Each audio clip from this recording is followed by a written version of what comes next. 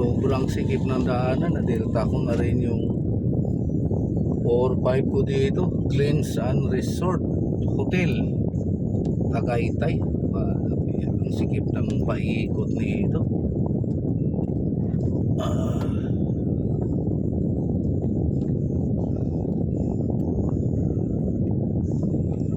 Nirampa na natin ang kaunti. Ang ganda ng lugar pero napakasikip ng ikutan dahil may kasalan. Yung pasahero ko ay hose.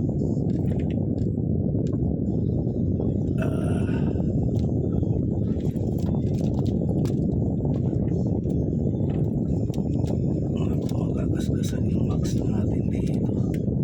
Ayun, sa pakas nakalusot din. Sikip.